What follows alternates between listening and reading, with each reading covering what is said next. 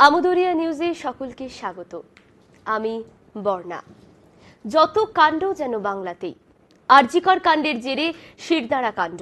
মানুষের নকল মেরুদণ্ড নিয়ে সোজা পুলিশ কমিশনারের ঘরে ঢুকে উপহার, মানে তার মেরুদণ্ড নিয়েই প্রশ্ন। আজ মেরুদণ্ড নিয়েই বলবো। সভ্যতা শুরুর আগে বা সভ্যতা শুরুর সময়ও মেরুদণ্ডী প্রাণী কিন্তু ছিল না, অন্তত বিজ্ঞান তাই বলে। 400 মিলিয়ন বছর আগে প্রথম জলজ মেরুদণ্ডী প্রাণীর উদ্ভব হয়। বিবর্তনের সুবাদে ধীরে ধীরে স্থলচর মেরুদণ্ডী প্রাণীর উদ্ভব হয়।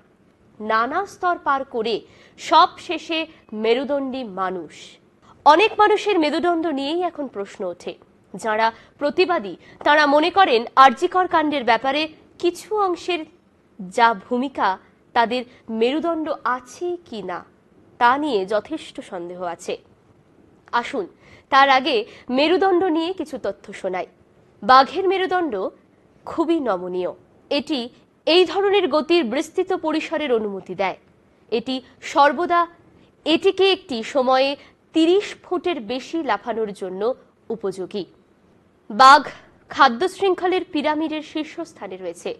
সিংহ, চিতাবাঘের মেরুদণ্ড নমনীয়, সেজন্য দ্রুত দৌড়ানো, লাফানোর জন্য উপযোগী, মানুষের ততটা নয়।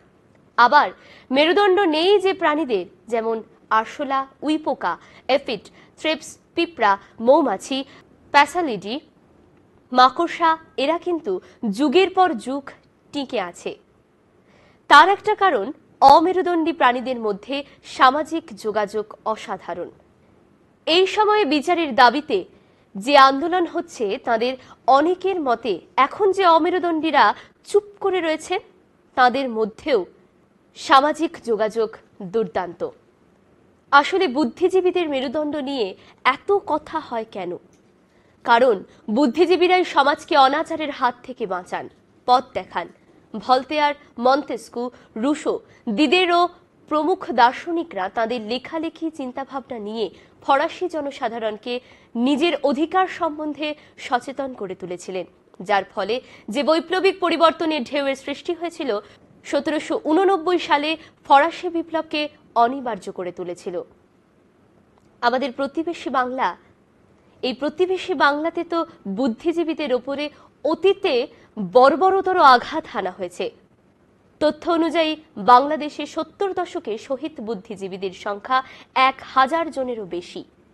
তার মধ্যে শিক্ষাবিদ 991 জন, সাংবাদিক 13 জন, চিকিৎসক 49 জন, আইনজীবী 42, সাংস্কৃতিক ব্যক্তিত্ব, শিল্পী এবং ইঞ্জিনিয়ার 16 জন। আন্তর্জাতিক নিউজ ম্যাগাজিন নিউজ উইকের সাংবাদিক নিকোলাস টমালিনের লেখা থেকে জানা যায়, বাংলাদেশের শহীদ বুদ্ধিজীবীর সংখ্যা মোট 1070 জন। বাংলাদেশের বিশেষজ্ঞরা মনে করেন, যদি সেদিন দেশের এতগুলো শ্রেষ্ঠ সন্তানকে হত্যা করা না হতো, তাহলে বাংলাদেশের শিল্প, সাহিত্য ও সংস্কৃতিতে আরো এগিয়ে যেত। এবার ফের আমাদের দেশে ফিরি। আমাদের দেশে মেরুদণ্ড নিয়ে ইদানিংকালে বেশি চর্চা হচ্ছে, হওয়ারই কথা। নানা প্রলোভনে কেউ অন্যায় দেখে চুপ থাকলে তো মেরুদণ্ড নিয়ে স্লোগান উঠবেই। কিছুদিন আগে এক সাক্ষাৎকারে পরিচালক অনুরাগ কশ্যপকে শিরদাঁড়াহীন মানুষ বলেছিলেন অভিনেতা পঙ্কজ ঝা। এবার শেষ করি সতর্কতামূলক একটা তথ্য উল্লেখ করে।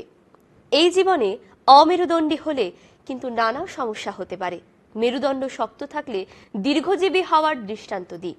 সায়েন্স ম্যাগাজিনে প্রকাশিত গবেষণায় দেখা গেছে, গ্রিনল্যান্ডে হাঙর পৃথিবীর সবচেয়ে দীর্ঘজীবী মেরুদণ্ডী প্রাণী, যা প্রায় 400 বছর অবধি বাঁচে।